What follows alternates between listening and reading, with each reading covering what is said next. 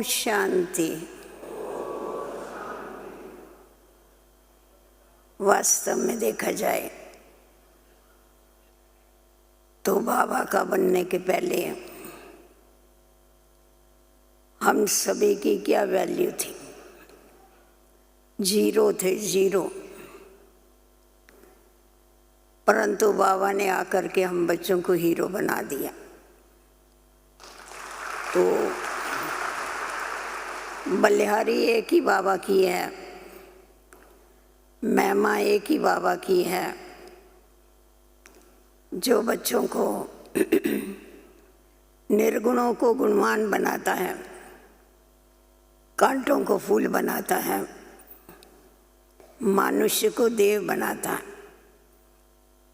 भक्ति मार्ग में भगवान पत्थरों के द्वारा भी भक्तों की मनोकामनाएं पूर्ण करता है। तो उसमें पत्थरों की कुर्बानी या मेहरबानी नहीं होती है, वो भगवान का ही सारा गायन और पूजन होता है। अगर पत्थरों के द्वारा वो कार्य करा सकता है तो आप और हम उसके चेतन बच्चे हैं, हमारे द्वारा वो क्या नहीं करा सकता है। तो इसीलिए सदैव हमें करण करावनहार स्वामी याद रहे कि बाबा कैसे इतना दिव्य और अलौकिक कर्तव्य थोड़े समय में कांटों के जंगल को फूलों का बगीचा बनाने का करता।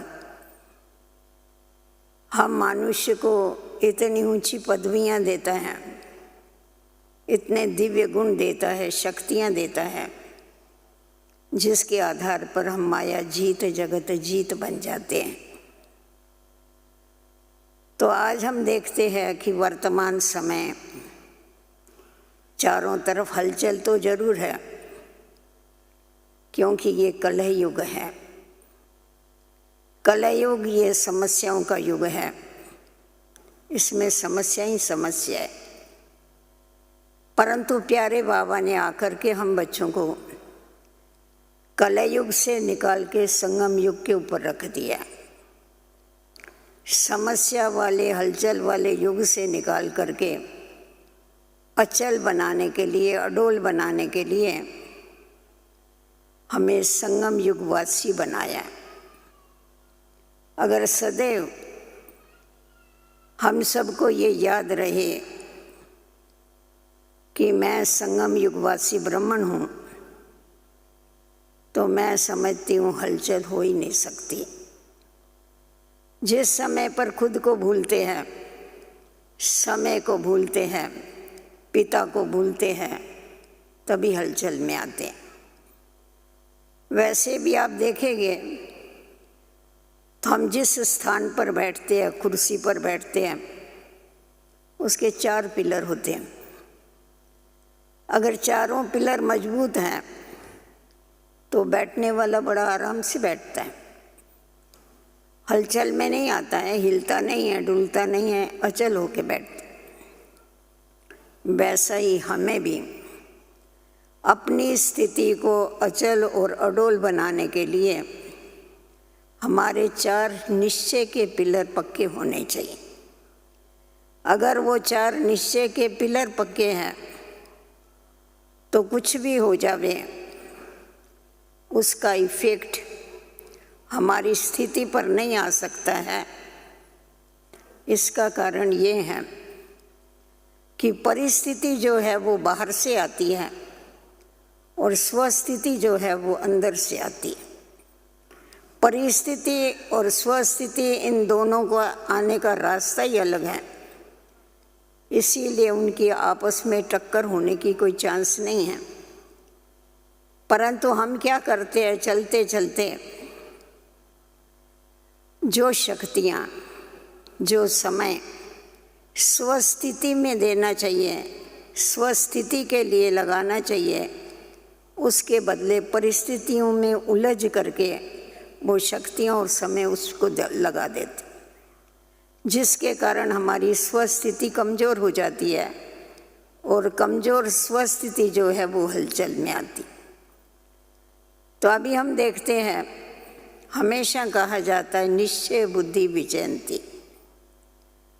तो हमें 4 बातों के ऊपर हमारा पक्का निश्चय है। अगर एक है स्व के ऊपर निश्चय, दूसरा है बाबा के ऊपर निश्चय, तीसरा है ड्रामा के ऊपर निश्चय, और चौथा है ईश्वरीय परिवार के ऊपर निश्चय। अगर इन 4 बातों का निश्चय हमारा पक्का है तो हमारे 4 पिलर जो है वो मजबूत हैं, और वो 4 पिलर मजबूत होने के कारण हमारी स्वस्थिति जो है वो सदैव अचल और अटल रह सकती। तभी पहले देखते हैं कि खुद के ऊपर निश्चय क्या है।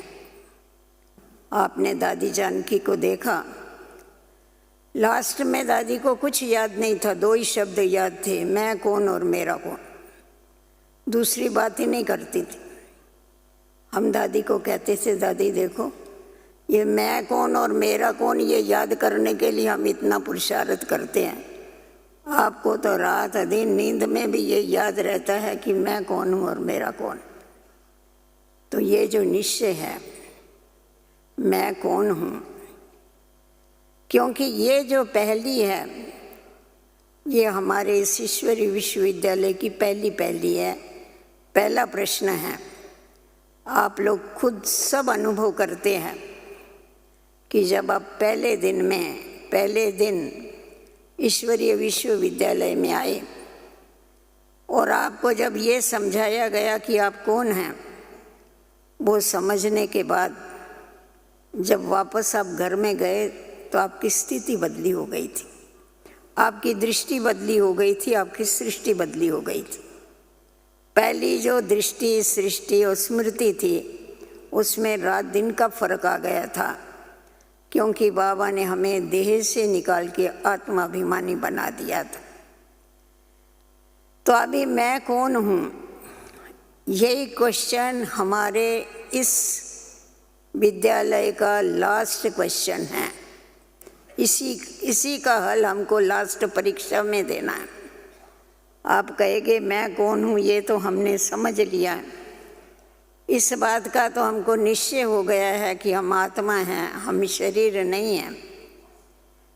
ये पहले दिन का लेसन है, परंतु हमें ये देखना है कि मैं कौन सी कैटेगरी की आत्मा, मुझ आत्मा की कौन सी क्वालिटी है, मेरी स्थिति क्या है, और क्या मुझे ये सदैव याद रहता है कि विजय जो है ये हमारा जन्मसिद्ध अधिकार।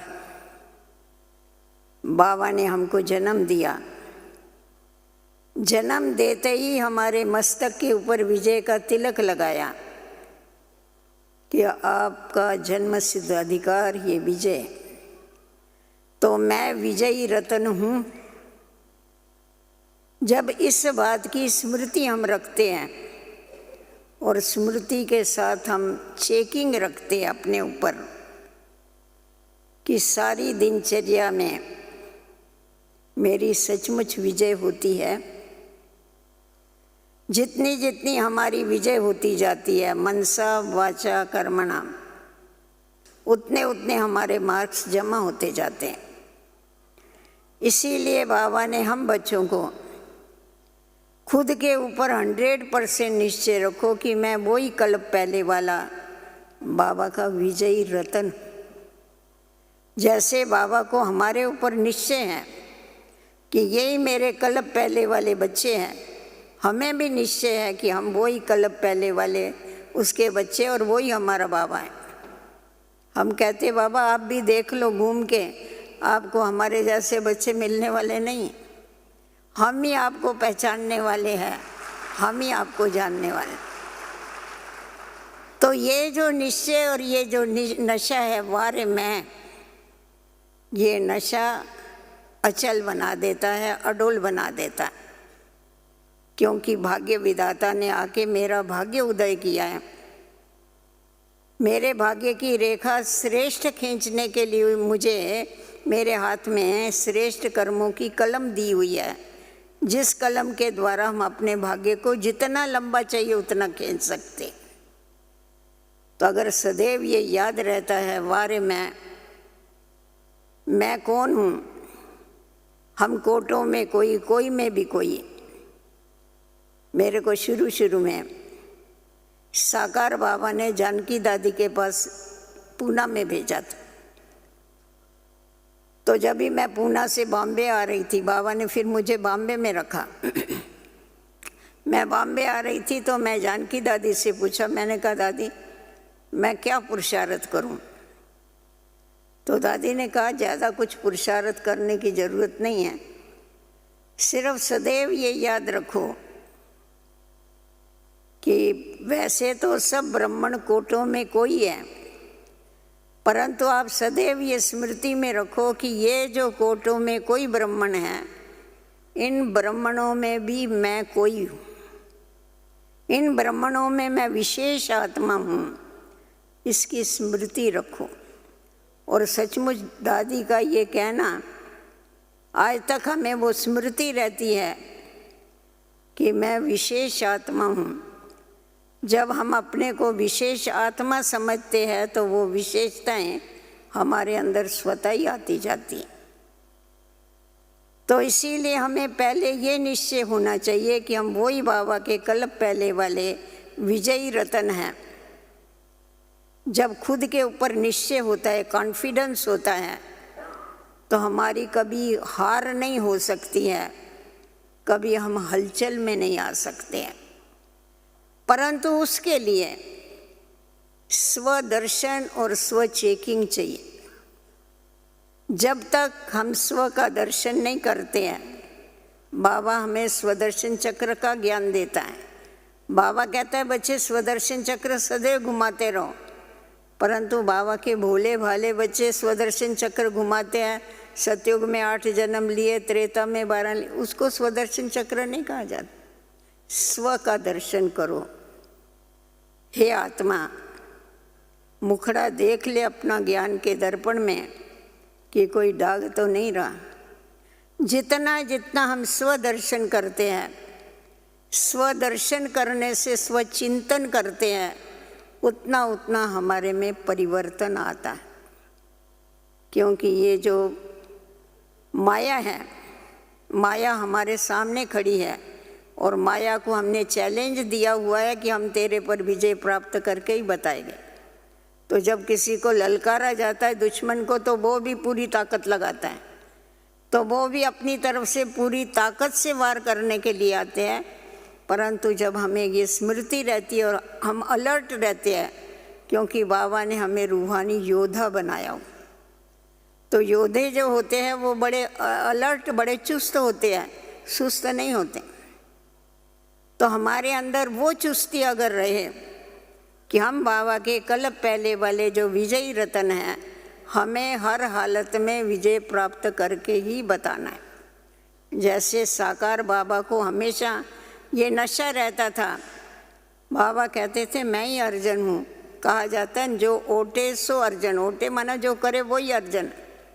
तो मैं ही अर्जन हूँ, मैं अव्वल नंबर आने वाला हूँ, पहला नंबर आने वाला हूँ।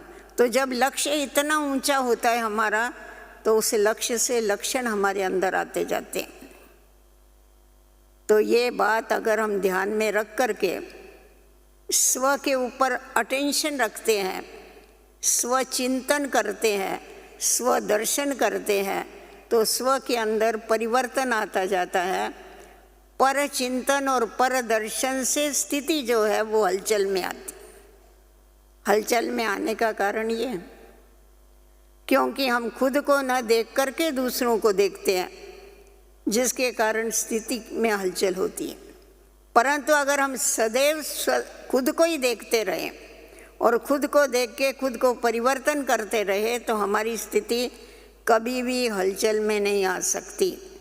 हमारा ही गायन शास्त्रों में है कि अंगद का पैर रावण ने भी हिलाने की कोशिश किया, परंतु उसका पैर नहीं हिला। तो ये पैर माना क्या है? बुद्धि रूपी पाँव, निश्चय रूपी पाँव। तो कितना भी माया रावण कोशिश करे, परंतु हमारा निश्चय कभी डगमग नहीं हो सकता है अगर हमारा खुद के ऊपर निश्चय है, खुद के ऊपर अटेंशन है और खुद हम अलर्ट रहते हैं तो हमारे को माया रावण कभी हिला नहीं सकती, हमारी स्थिति को डगमग नहीं कर सकती है। उसके बाद हम देखते हैं जैसा खुद के ऊपर निश्चय वैसा ही हमारा बाबा के ऊपर भी निश्चय है। कहने में तो सब कहते हैं कि हाँ हमारा बाबा के ऊपर पूरा निश्चय है, बाबा के साथ मेरे सर्व संबंध, बाबा ही मेरा संसार है। परंतु सचमुच हम देखे बाबा को मैंने अपना संसार बनाया हुआ है, मेरे सारे संबंध उसके साथ जुटे हुए हैं, या बुद्धि का संबंध अभी भी कहाँ लगा हुआ। बाबा ने हम बच्चों को गारंटी दिया हुआ है कि बच्चे अगर तुम मेरी याद में रहेंगे, अगर तुम सदैव श्रीमत पर चलते रहेंगे तो तुम्हारा कोई बाल भी बांका नहीं कर सकेगा। परंतु सदैव तुम बच्चों को क्या करने का है? जी बाबा, हाँ जी बाबा, बाबा जो बोले उसको प्रैक्टिकल में करो, उसी समय पर करो। बाबा हम बच्चों को डायरेक्शन देते हैं। आप लोगों को याद होगा पहले जब बाबा आते थे तो हम लोगों को होमवर्क दे के जाते थे 15 दिन के लिए। 15 दिन के बाद बाबा आते थे और होमवर्क देते थे। होमवर्क दे के जाते थे और बाबा कहता था मैं दूसरी बार आऊँगा तो पूछूंगा, कभी क्रोध मुक्त बनने का, कभी मोह नष्टो मोहा बनने का, याद आता है? तो बाबा ये हमको होमवर्क देते। फिर क्या होता था? बाबा तो होमवर्क देता था, परंतु दूसरी बारी जब भी बाबा आते थे तो पूछते नहीं थे। अभी जिन्होंने नहीं किया हुआ होता था वो बड़े खुश होते थे, देखा बाबा भूल गया ना, बाबा को याद थोड़ा ही रहता है, बाबा को नहीं याद रहता, उस समय बोला बाबा ने, अभी बाबा भूल गए। और जो करते थे वो तो तैयार रहते थे कि बाबा पूछेगा तो हम बताएं। फिर बाबा ऐसा एक बारी नहीं, 2 बारी नहीं, अनेक बारी ऐसा हुआ, बाबा ने कभी पूछा ही नहीं। फिर एक बारी अव्यक्त बाबा ने इसके ऊपर मुरली चलाई। बाबा ने कहा मैं जब भी होमवर्क दे के जाता हूँ, बहुत थोड़े बच्चे हैं जो होमवर्क करते, मेजॉरिटी नहीं करते हैं, थोड़े बच्चे करते हैं। फिर बाबा पूछता नहीं, बाबा पूछता नहीं है, बच्चे बड़े खुश होते हैं, देखा बाबा भूल गया, बाबा को याद थोड़ा ही रहता है, बाबा को बहुत काम है क्या, यही काम है क्या उसको। तो बाबा ने कहा देखो बाबा तो बुद्धिवानों का बुद्धिवान है, वो कभी भूल नहीं सकता है, परंतु बाबा आपसे पूछे कि आपने होमवर्क किया क्या और आपको सिर नीचा करना पड़े, बाबा बच्चों का इंसल्ट करना नहीं चाहता है। इसीलिए बाबा आपसे पूछता नहीं। परंतु बाबा ने कहा वो हमारा टीचर है, टीचर ने हमको होमवर्क दिया तो हमारा काम है उसी समय होमवर्क करना। अगर उसी समय हम उसके ऊपर निश्चय रख के कि ये बोलने वाला कौन है, ये निश्चय रख के हम वो होमवर्क करते हैं, एक तो हमें आज्ञाकारी का सर्टिफिकेट मिलता है, दूसरा हम उसी समय जब करते हैं तो बाबा की हमें एक्स्ट्रा मदद मिलती है, और तीसरा हमारा उमंग उत्साह बना रहता है, हमारी वो कमी कमजोरी दूर होने में बहुत फायदा होता। बाबा ने इसके ऊपर मिसाल दिया, देखो 2 प्रकार का भोजन होता है, एक होता है ताज़ा भोजन गरम, और दूसरा होता है रखा हुआ, फ्रिज में रख दिया, फॉरेन में करते ना 8 दिन का बना के रख देंगे और फिर निकाल के गरम करके खाते रहेंगे। वो फ्रिज में से निकला हुआ बासी कहो या जो भी कहो आप उसको, वो निकाल के गर्म करके खाने से पेट जरूर भरेगा, उसमें विटामिन्स नहीं होते। तो उसी प्रकार जिस समय बाबा आज्ञा देता है उस समय उसमें शक्ति होती है। उस समय अगर तुम वो संकल्प जो आता है उस संकल्प को अगर उसी समय पर करते हो तो उससे तुमको शक्तियां मिलती हैं। परंतु तुम समय बीत जाने के बाद, संकल्प पुराना हो जाने के बाद अगर वो कार्य करेंगे उसमें ताकत नहीं मिलती। तुम अपने को सेटिस्फाई तो कर लेते हो, मैंने उस समय तो नहीं किया, अभी तो कर लिया ना बाबा ने जो बोला वो, परंतु वो करने जैसा नहीं हुआ, लाचारी हालत हो गई, तो उससे तुम्हारे को प्राप्ति नहीं होती है। तो इसीलिए बाबा हमारा सुप्रीम टीचर है, बाप है और सुप्रीम टीचर है। तो हमारा टीचर हमको जो भी बोलता है हमारा उसके ऊपर संपूर्ण निश्चय होना चाहिए। निश्चय का मतलब वो जो बोले वो मेरे को करना ही है। भक्ति मार्ग में कहते सत्य वचन महाराज, गुरु के लिए कहते हैं, हमारा तो सतगुरु है, सच्चा सच्चा सतगुरु है। तो वो जो बोलेगा उसके ऊपर हमारे को जरूर क्या होना चाहिए, इतना पक्का निश्चय होना चाहिए जो बाबा ने कहा और हमने किया। मम्मा की यही विशेषता थी, इसीलिए बाबा कहता था देखो बच्चे, ये बाबा तो नंबर 1 है पर तुम्हारी माँ तो +1 में चली गई, पहले राधा पीछे कृष्ण। क्यों? क्योंकि उसका बाबा के महावाक्यों के ऊपर पूरा पूरा निश्चय था। तो हमें ये चेक करना है कि हमारा बाबा के महावाक्यों के ऊपर निश्चय है, निश्चय की निशानी है, उसने जो बोला वो मैंने किया। कोई कोई अपनी होशियारी लगाते हैं, बाबा ने ऐसा कहा ना, ऐसा तो नहीं होना चाहिए।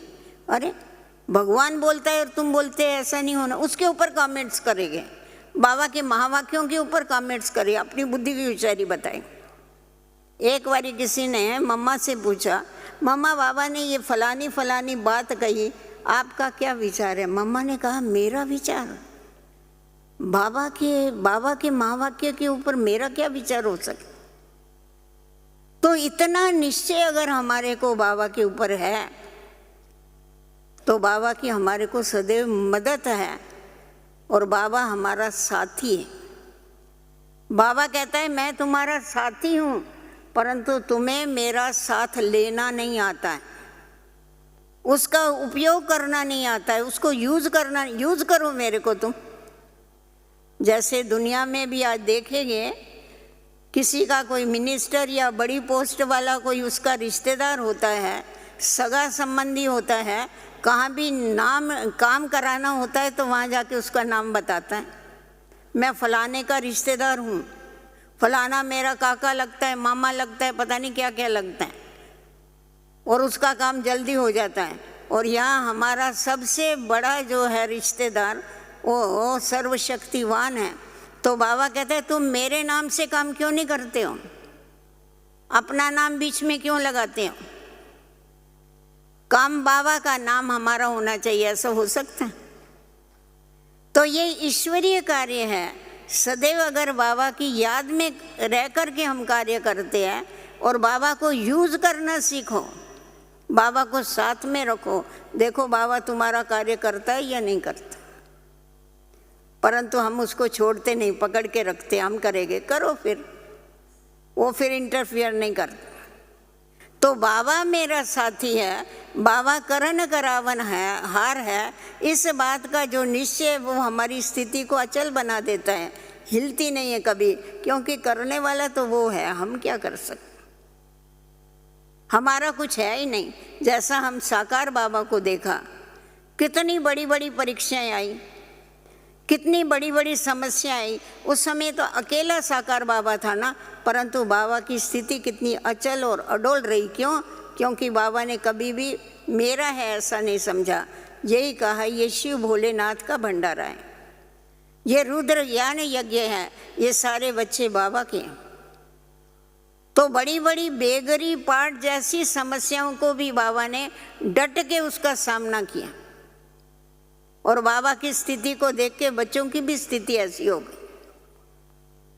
क्यों? क्योंकि बाबा को सदैव याद था, मम्मा एक ही पाठ पक्का कराती थी, हुक्म ही हुक्म चलाए रहा। वो हुक्म चलाए रहा है और हम कठपुतलियाँ नाच रही है। कठपुतली को नचाते हैं ना, पर उसका धागा दूसरे के हाथ में होता है, वो कैसा नाचेगी? तो हम जो कठपुतलियाँ हैं बाबा के बच्चे, हम नाच रहे, सेवा कर रहे, मन नाच रहे ना। सेवा से तो खुशी होती है, नाचते हैं ना, मन नाचता है, तन नाचे या नहीं नाचे। तो इसीलिए करन करावन हार बाबा के ऊपर अगर मेरा निश्चय है तो हमारे को कोई हिला नहीं सकता। हमारी स्थिति कोई भी परिस्थिति आवे तो उसमें कभी डगमग नहीं हो सकता। तीसरा है ड्रामा। ड्रामा के ऊपर हमारा पक्का निश्चय होना चाहिए। ये जो ड्रामा है इसका डायरेक्टर मेरा बाप है। आप ये बताओ, जिसका बाप ड्रामा का डायरेक्टर होगा वो अपने बच्चे का पार्ट ऐसा वैसा नूंद करेगा? फिर क्यों घबराते हैं? कुछ भी अगर हो जाता है उसमें हमारा नुकसान नहीं हो सकता। ये ड्रामा कल्याणकारी है, हमारा कभी कल्याण कर नहीं सकता है। तो जब हमारा कल्याण हो ही नहीं सकता है, कोई भी परिस्थितियां आती है, परंतु परिस्थिति कभी भी ठहरती नहीं, आती है और चली जाती है, उसी को ही तो परिस्थिति कहते हैं। तो कोई भी परिस्थिति आवे उसको खड़े होके देखते नहीं रहो। इतनी सी बात होती है, उसको सोच सोच के देख देख के लंबा कर कर के वो तानते रहेंगे रबड़ के माफक, वो भी बड़ी होती जाएगी। छोटी सी बात होगी, उस बात को लंबा करते रहेंगे, उसको याद करते रहेंगे, उसके ऊपर संकल्प चलाते, अपनी शक्तियां परिस्थिति में वेस्ट कर रहे हैं। एक तरफ बाबा से शक्तियां भर रहे, दूसरी तरफ अपनी शक्तियों को वेस्ट कर रहे। फिर कहते हैं हमारी अवस्था ऊपर नीचे होती है। अरे ऊपर नीचे क्यों होती है अवस्था? बाबा कहता है ये जो भी परिस्थिति है ये सब साइड सीन है। आज आपको कहाँ भी जाना होता है, ट्रैवलिंग करते हैं, आपको कौन सी सीट पसंद आती? आप ट्रेन में जाओ, कार में जाओ, प्लेन में जाओ, हर एक कोई कहता है मेरे को ना विंडो सीट देना। क्यों? क्योंकि साइड सीन देखने का मजा आता है। तो बाबा कहता है जैसा वो साइड सीन देखने का तुमको मजा आता है, ये सारा परिस्थितियां साइड सीन है। इसको साइड सीन समझ के देखो, तुम आनंद लेगे, तुम्हारा मनोरंजन होगा। क्योंकि साइड सीन कभी खड़ी नहीं रहती है, वो चलती रहती है, चलती रहती है। सब दिन होता न एक समान, समय एक जैसा नहीं होता है। कभी हमारे फेवर में चलेगा, कभी उल्टा भी चलेगा, आप ध्यान नहीं दो उसकी तरफ, आखिर हमारी जीत तो जरूर। तो ड्रामा के ऊपर अगर हमारा निश्चय है कि ये कल्याणकारी ड्रामा है और मेरे बाप ने बनाया हुआ ड्रामा है, तो कोई भी बात होगी तो उसमें हमारे को हलचल नहीं होगी, हमारी स्थिति कभी ऊपर नीचे नहीं होगी, हम सदैव अटल रहेंगे। जो होता है उसमें कल्याण है। आप खुद देख लो, सिर्फ इसमें क्या चाहिए? वेट एंड सी, थोड़ा ठहरो, धीरज धरो और देखो, फिर देखो रिजल्ट आपको क्या मिलती है। रिजल्ट अच्छी मिलने वाली, घबराओ नहीं। युद्ध के मैदान में अगर सोल्जर घबरा जाता है तो उसकी हार पक्की है। तो हम अगर रूहानी सोल्जर हैं तो हमारे अंदर निडरता, निर्भयता चाहिए। निर्भय होकर के अगर हम चलते रहते हैं बाप को साथ में लेकर के, तो कोई भी बात होगी उसमें हम कभी भी डरेंगे नहीं, कभी भी हिलेंगे नहीं, कभी भी घबराएंगे नहीं। क्योंकि बाबा ने हम बच्चों को ये पाठ पक्का कराया है, नथिंग न्यू। जो होता है ये कल्प पहले के माफक हो रहा है, नई बात है ही नहीं। नई बात देखेंगे तो लगेगा अरे ये क्या हो गया। वास्तव में देखा जावे तो बाबा कहते थे ये आश्चर्य है ना, ये क्या, ऐसा भी होता है क्या? ये जो ऐसा आता है ना, ये भी बाबा कहता है ड्रामा के ऊपर निश्चय नहीं इसलिए होता। ये आश्चर्य क्यों हुआ? जो भी हुआ फुल स्टॉप, क्वेश्चन मार्क नहीं करो। घड़ी घड़ी क्वेश्चन, इसने ऐसा किया, ये क्या किया, मैंने ऐसा किया, ये नहीं करना चाहिए था। एक तो अपना समय पहले उन बातों में वेस्ट किया, फिर उनको याद कर करके उस समय को और शक्तियों को वेस्ट कर। इसीलिए जो भी हुआ वो अच्छा हुआ, खराब नहीं हुआ। ये बात अगर बुद्धि में रखते हैं, और जो होने वाला है वो भी अच्छा होने वाला है, क्योंकि ये ड्रामा है ही कल्याण करने वाला है। तो ड्रामा के ऊपर अगर हमारा निश्चय होता है तो हमारी स्थिति कभी हलचल में नहीं आती। ड्रामा में हर एक का पार्ट अपना अपना है, हर एक आत्माएं अपना अपना पार्ट बजा रही है। दूसरों का पार्ट देख करके हमें हलचल में आने की क्या ज़रूरत है? वो अपना पार्ट बजाती है, हम अपना पार्ट बजा रहे हैं। क्योंकि इस समय पर संगम युग पर इस बेहद ड्रामा की शूटिंग होती है, और जब ड्रामा की शूटिंग होती है तभी हर एक एक्टर का किसकी तरफ ध्यान होता है?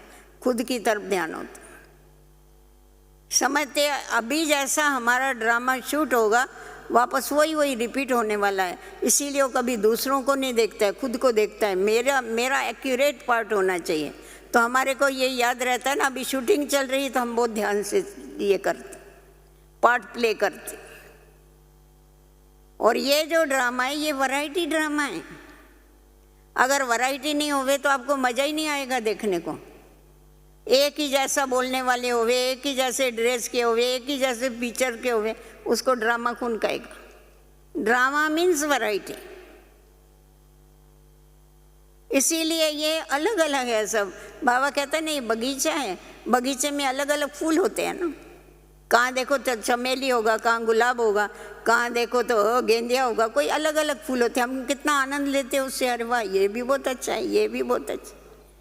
तो वैसा ये सभी फूल है, इनसे तुम आनंद लो ना। तुम देख करके घबराते क्यों, मूंझते क्यों? इसीलिए ड्रामा कल्याणकारी ड्रामा है। इस बात को बुद्धि में फिट कर लो तो कभी भी परिस्थिति को देख के डगमगाएंगे नहीं, हलचल में नहीं आएंगे, घबराएंगे नहीं, अचल रहेंगे। बाबा हमेशा कहता है मेरा ये चेतन तारामंडल है, वो आसमान का तारामंडल और ये धरती का तारामंडल है। उस तारामंडल में भी बताते हैं ना, सूर्य है, चंद्रमा है, सितारे हैं। तो ये भी ज्ञान सूर्य है, ज्ञान चंद्रमा, फिर ब्रह्मा बाबा है, और फिर ज्ञान सितारे हैं। उसमें एक सितारा जो है ध्रुव सितारा, वो है मम्मा। आप देखेंगे आसमान में भी जो ध्रुव सितारा है वो कभी जगह बदली नहीं करता है। और सब सितारे आज आपको इधर दिखाई पड़ेंगे, बाद में उधर। बाबा कहता है मैं ब्राह्मणों की माला नहीं बना सकता, क्योंकि घड़ी घड़ी अवस्थाएं बदलती रहती है, डगमग होती रहती है इनकी। परंतु मम्मा की एक रस अवस्था, मम्मा के ऊपर शारीरिक भी कितनी बड़ी परीक्षा आई, परंतु मम्मा ने उसका कितना मुकाबला किया, एकदम डट के। मम्मा का चेहरा देखेंगे तो किसी को लगेगा नहीं कोई मम्मा बीमार है या कुछ। सब बातों में उसने बाबा के साथ रह करके अपनी स्थिति को इतना ऊंचा बनाया, और ज्ञान की गहराई में जा कर के सब बच्चों को भी ऐसी पालना दी। कभी हिली नहीं मम्मा, किसी भी बात में हिली नहीं। बाबा ने हिलता है तो हम क्यों हिलेंगे? लक्ष्य रखा ना, लक्ष्य रखने से होता है। और चौथा जो निश्चय है वो इस ईश्वरीय परिवार के ऊपर निश्चय होना चाहिए कि ये जो हमारा ईश्वरीय परिवार है ये कल्प पहले वाला परिवार। 5000 बरस के बाद हम आपस में मिले। भाई आप थोड़ा सा विचार करो, किसी का भाई या बहन कोई गुम हो जाती है, 4 दिन के लिए भी गुम हो जाती है, फिर वो मिलते हैं तो कितना खुश होते हैं, अरे मेरा भाई मिल गया, मेरी बहन मिल गई।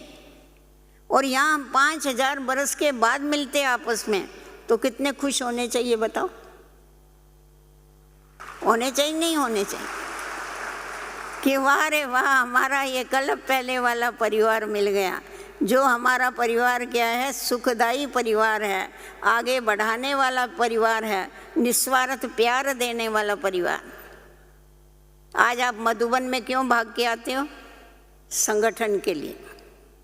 बाबा के लिए तो आते पर संगठन के लिए आते ना।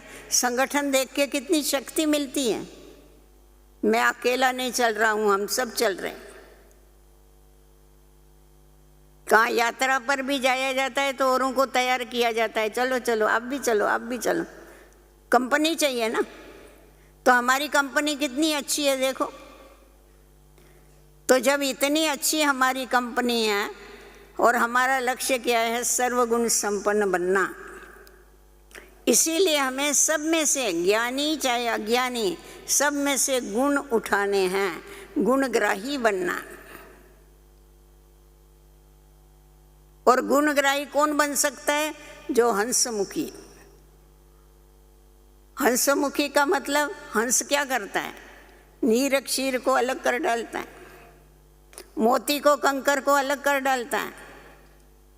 तो उसी प्रकार जब हम औरों के गुण देखना सीख जाते हैं, किसी के अवगुण की तरफ ध्यान नहीं देते हैं, एक दो के जब गुण देखते हैं तो हम सदैव हर्षित रह सकते हैं।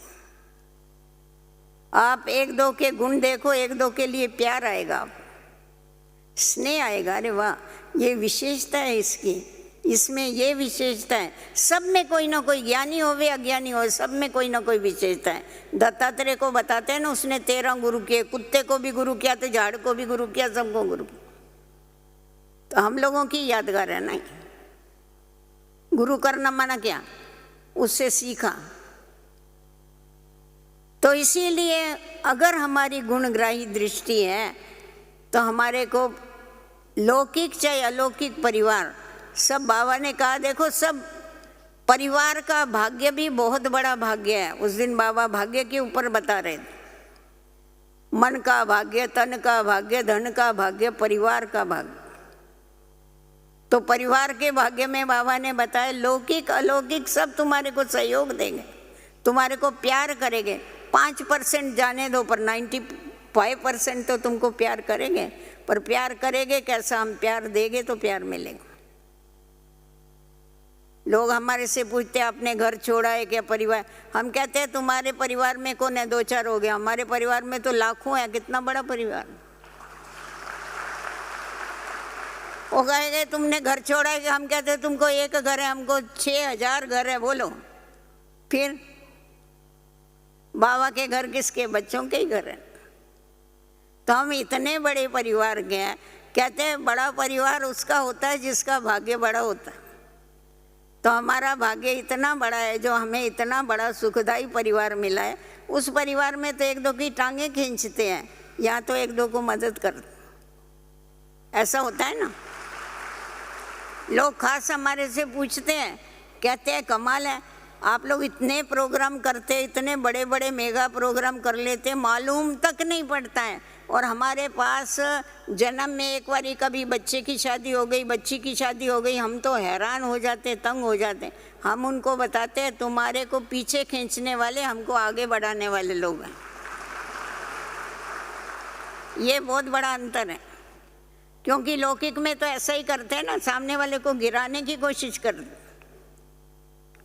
हमारे अंदर तो ये है कि सब आगे बढ़े, कभी भी किसी को पीछे नहीं खींचना है। अगर समझो कोई ऐसा व्यक्ति है, बाबा कहता है ना पहले आप, हमेशा हमारे को परिवार में प्रिय बनना है तो पहले आपका पाठ पक्का करो। क्यों? अगर पहले आप नहीं करेंगे, किसी को पीछे, कोई आगे जा रहा है मैं उसको पीछे खींचेगी, तो क्या होगा नतीजा? बताओ, देखो सामने लाओ उस दृश्य को, मैं उसको पीछे खींच रही, वो तो पीछे आवे तब आवे, पर मेरे को 2 कदम और पीछे होना पड़ेगा। ठीक है? पीछे खींचने वाला खुद पीछे हो जाता है, परंतु आगे बढ़ाने वाला खुद भी आगे जाता है। इसीलिए बाबा ने कभी कहा कि मैं पहले, बाबा ने सदैव क्या कहा, मेरे बच्चे पहले। बाबा कितनी कदर करता था, हम प्रदर्शनी समझाते थे, बाबा कहता था अरे मेरे बच्चे देखो ना कैसे, इनके तो गले ही सूख जाते हैं, कितनी सेवाएं करते हैं, बाबा तो कहाँ जाता नहीं है। अरे हम बोलते हैं बाबा तू है इसलिए हम कहाँ से आए। पर इतना बाबा ख्याल रखता था बच्चों को, इतना बच्चों को आगे करता था, उनको आगे बढ़ाने के लिए उमंग उत्साह देता था। तो हमें हमेशा ये ध्यान में रखना है कि कोई भी हो वे, हमारे को हमेशा औरों को आगे करके चलो, तो क्या हो जाएगा, आप सदैव आगे रहे। आप औरों को प्यार देंगे तो प्यार मिलेगा, औरों को स्नेह, औरों को और रिस्पेक्ट देंगे तो रिस्पेक्ट मिलेगा, औरों को आगे रखेंगे तो वो आपको आगे रखेंगे। अगर हम बोलेंगे नहीं मैं आगे, तो फिर आगे नहीं होंगे, पीछे ही होना पड़ेगा। तो ये बाबा ने हम बच्चों को जो कला बताई है, व्यवहार की कला, उस कला को हमको जरूर जीवन में धारण करना है। सारी हलचल होती है इसी में ही होती है, एक दो से आगे भागने की। बाबा कहता है रेस करो, रीस कभी नहीं करना। रेस और रीस दो है। रेस ये दिव्य गुण है, रीस ये अवगुण है। रेस में क्या होता है, सबका ध्यान किसकी तरफ होगा, लक्ष्य की तरफ होगा, मुझे वहां पहुंचना है। वो दौड़ते हैं, लक्ष्य सामने रखते हैं, इधर उधर नहीं देखेंगे, दौड़ के मेरे को इतने समय में उधर पहुंचना है। और रीस करने वाला दूसरे को देखेगा, ये क्या करता है, इसने ऐसा किया तो मैं भी ऐसा करूं, इसने ऐसा किया, तो वो क्या होता है, वो पीछे ही रह जाता है, आगे नहीं जा सकता। तो इसीलिए बाबा ने कहा कभी भी रीस नहीं करना, कभी किसी से कंपेयर नहीं करना, कभी किसी के कंपटीशन में नहीं आना। तुम दौड़ते रहो, आखिर लक्ष्य तक पहुंच जाएंगे। हमें बाप समान बनना है, तो बाबा ने जो कुछ किया है वही हम लोगों को करना। बाबा ने अपनी स्थिति को जैसा अचल और अडोल बनाया है, हमें भी वैसे ही अपनी स्थिति बना करके चलना है। हमें किसी को भी देखना नहीं है, देखना है तो औरों के गुण देखना है, देखना है तो औरों की विशेषताएं देखना है, क्योंकि हमारा लक्ष्य है सर्वगुण संपन्न बनने का। जब सबसे गुण लेंगे तभी तो सर्वगुण संपन्न बन सकेंगे। तो ये जो बाबा ने हमें इतनी शिक्षाएं दी हुई है, अगर आप इन शिक्षाओं को रिवाइज करते रहेंगे तो कुछ भी हो जाएगा तो कभी आप हलचल में नहीं आएंगे। कहते वैसे तो हम हलचल में नहीं आते हैं, पर कभी कभी ब्राह्मणों के द्वारा कोई परीक्षा आती है तो हलचल में आ जाते। अज्ञानी कुछ बोलते हैं तो हम हलचल में नहीं आते हैं, ज्ञानी बोलते हैं ना तो हमारी स्थिति ऊपर नीचे हो जाती है। बाबा ने इसके ऊपर भी समझाया। बाबा ने कहा देखो, अगर ज्ञानी है परंतु अगर उल्टा सुल्टा बोलता है, ईश्वरीय मर्यादा के विरुद्ध बोलता है या करता है, उस समय वो ज्ञानी नहीं, उस समय वो अज्ञानी होता है। ज्ञानी होगा तो करेगा ही नहीं ऐसा। तो आप ऐसा क्यों समझते इस ज्ञानी ने ऐसा किया, वो अज्ञानी है। तो जब आप ये बुद्धि में रखेंगे ना कि वो तो अज्ञानी है, वो भी ऐसा ही करता है, करने दो उसको जो करना है, मुझे क्या करना है ये मुझे देखना। तो कोई कुछ भी करता रहे, हमें अपनी स्थिति एक रस रखनी है। ना व्यक्ति को देखना है, ना परिस्थिति को देखना है। देखना है तो सी फादर फॉलो फादर। बाबा ने कभी किसी मनुष्य के लिए नहीं कहा है, सदैव बाबा को देखो, बाबा को फॉलो करते रहो। निराकारी स्थिति में निराकार बाप को फॉलो करो, साकार में रहते हुए ब्रह्मा बाप को फॉलो करो। तो जब हमारे आगे आदर्श ही इतने अच्छे हैं तो हम अपनी बुद्धि को इधर उधर लगा के दूसरों को देख करके हम अपने समय को वेस्ट करें और अपनी स्थिति को ऊपर नीचे करें, ये कौन सी समझदारी है। इसीलिए हमें सदैव स्वचिंतन करते रहना है, प्रभु चिंतन करना है, ज्ञान चिंतन करना है, ज्ञान का मनन और चिंतन करके आगे बढ़ते रहना है। ओम शांति।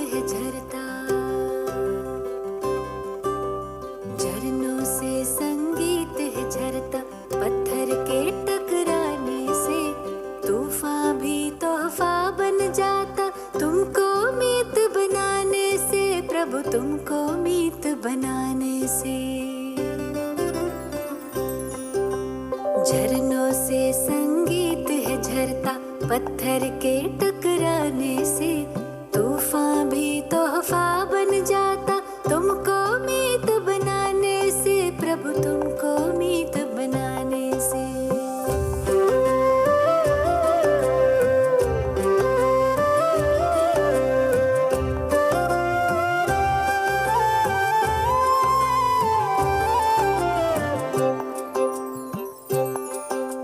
सागर रास्ता दे देता, पर्वत भी झुक जाता है।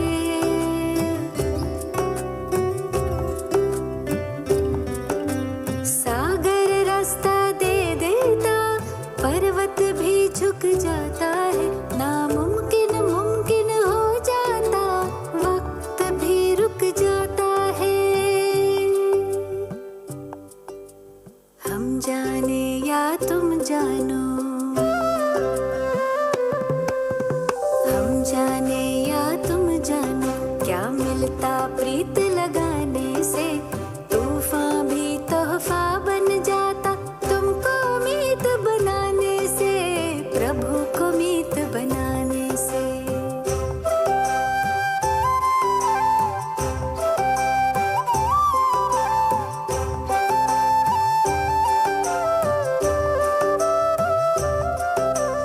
याचना ना कामना, तुमसे कुछ ना मांगे हम। याचना ना कामना, तुमसे कुछ ना मांगे हम। योग करें हम, योग्य बने, प्रभु काम तुम्हारे आए हम।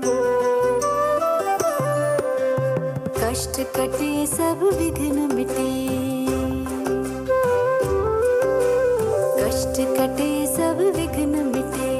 लगन की अग्न लगाने से तूफान भी तोहफा बन जाता, तुमको मीत बनाने से, प्रभु को मीत बनाने से।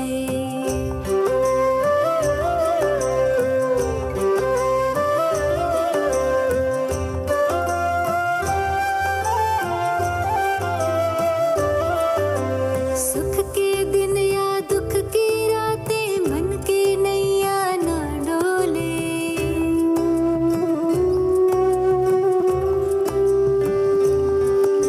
सुख के दिन या दुख की रातें, मन की नैया ना डोले। जीत हार हो, फूल खार हो, जितना खाए हिचकोले। सदा समर्थ सहारा तुम, सदा समर्थ सहारा तुम।